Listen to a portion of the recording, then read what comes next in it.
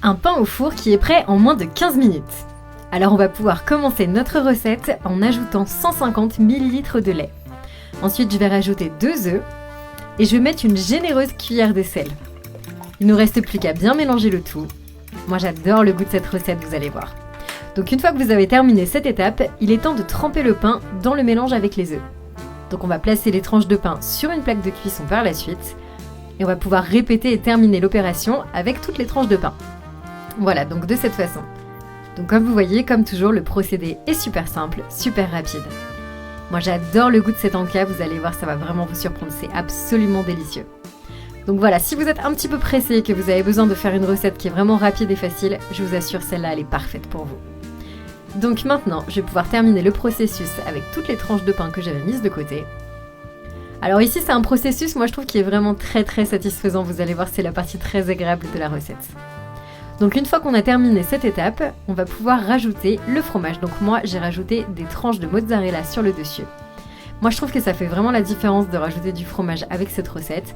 Bien sûr, vous rajoutez le fromage que vous voulez et vous en mettez autant que vous le souhaitez. Moi, j'en mets beaucoup parce que, vous savez, j'adore ça. Voilà, donc ensuite, je vais pouvoir continuer le reste de la recette et moi, je vais rajouter un petit peu de jambon.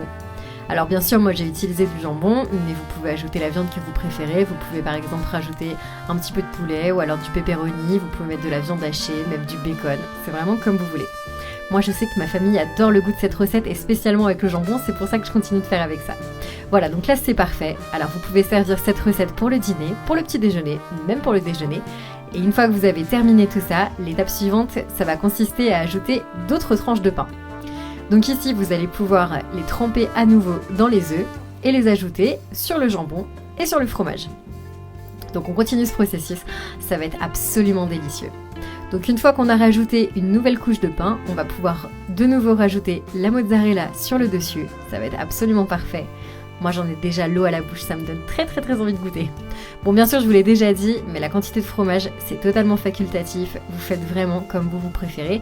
Et bien sûr, vous n'hésitez pas à ajouter d'autres types de fromage, si vous le préférez, vous pouvez mettre du gruyère, de l'emmental, du parmesan, c'est comme vous voulez. Voilà, donc une fois que vous avez terminé, vous n'avez plus qu'à mettre au four, on va pouvoir faire cuire à 320 degrés pendant 20 minutes, jusqu'à ce que le fromage soit bien fondu, bien grillé, bien gratiné. Et voilà, notre recette est terminée, ça vous a donné envie de goûter ? Alors maintenant, je vous conseille d'appeler toute votre famille pour qu'elle puisse essayer. C'est un encas qui est absolument parfait, vous allez voir, c'est juteux, c'est plein de saveurs.